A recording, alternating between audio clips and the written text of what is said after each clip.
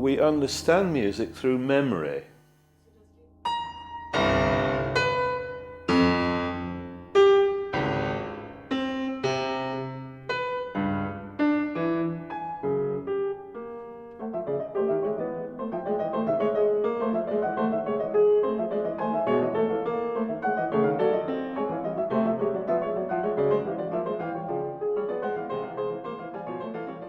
The inside of a clock is with the cogs, it's not just the rhythm of time, it's to do with the idea of the circles within the clock, which there is a direct relationship between that and the way that I think about rhythm.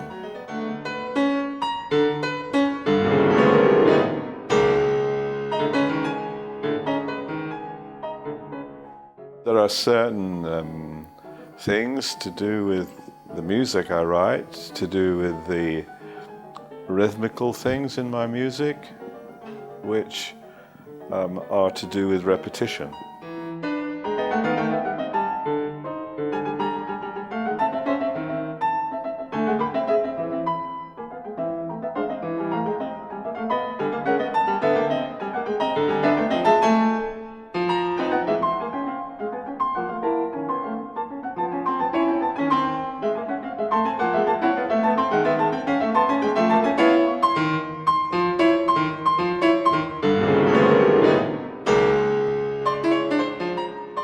These pieces are very focused. Each of the 5 pieces is focused on one particular musical idea.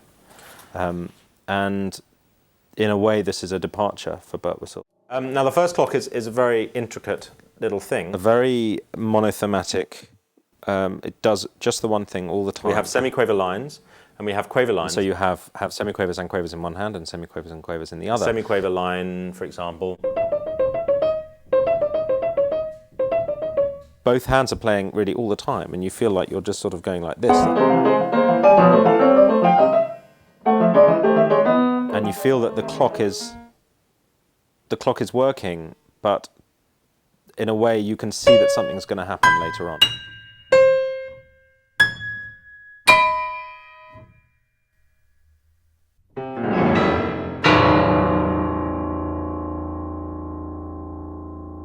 And so this question of repetition is something which is redefining your memory.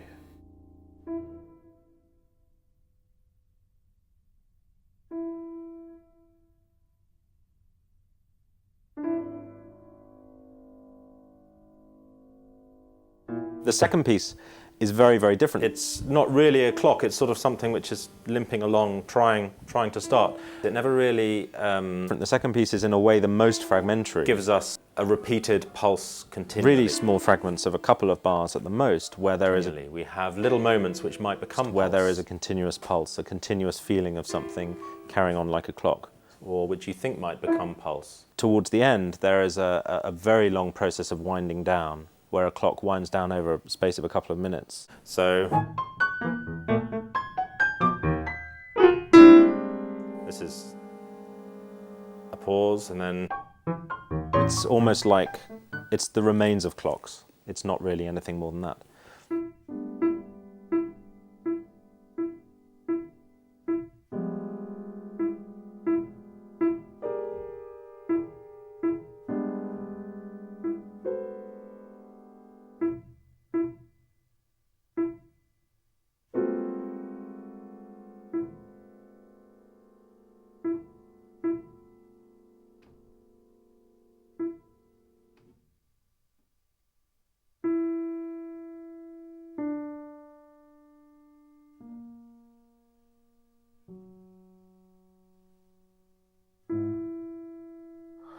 And one of my problems with a lot of so-called minimal music is that, you know, this sort of music that does this repetition thing.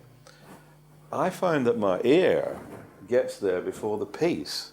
You know, I've finished and the music's still going on.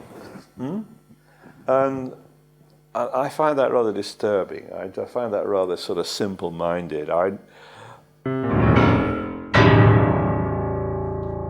And the third clock is all ostinati, so it's all repeated rhythmic patterns. Well, ostinato is as old as music. Ostinatos are figures that repeat and repeat. Ba da dee da da da dee dee da da dee da. This is ostinato.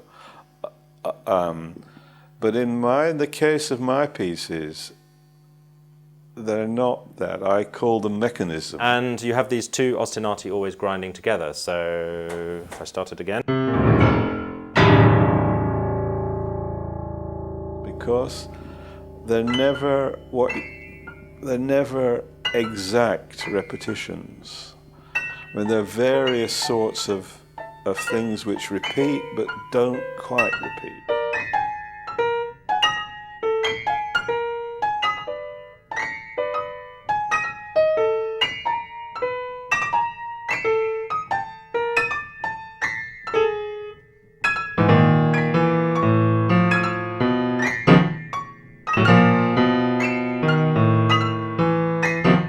If you have a pulse and then you put another pulse with it, you're already you're adding two things together. But in music, if you have two things, you hear one thing. The two things, we can see two things, but in music it's not quite the same thing. I think you can prioritize. You can listen to different things at different times, and you think, oh God, I didn't hear that before.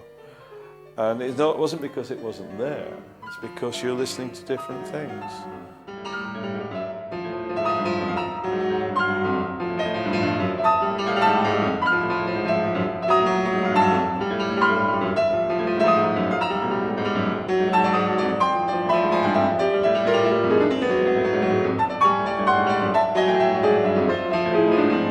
The fourth clock is a clock which is starting and then winding down many times.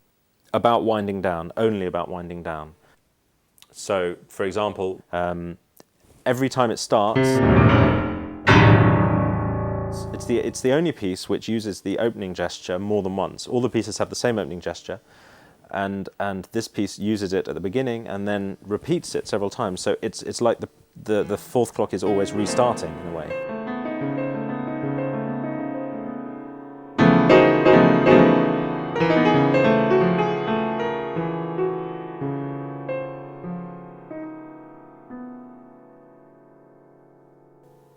And then it starts again. And the fifth clock, I then learned the last piece, which just like the first, is a toccata. It's a clear pulse all the way through.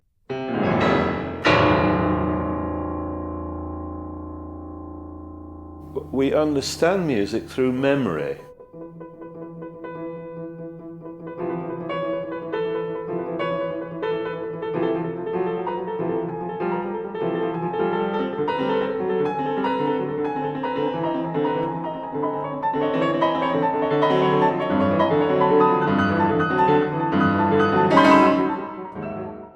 They're all doing things that clocks aren't meant to do. So in a way, he's always saying, is this a clock or isn't this a clock? And pushing the idea of what a clock is. It's Harrison Birtwistle's clocks more than it's John Harrison's clocks in the end.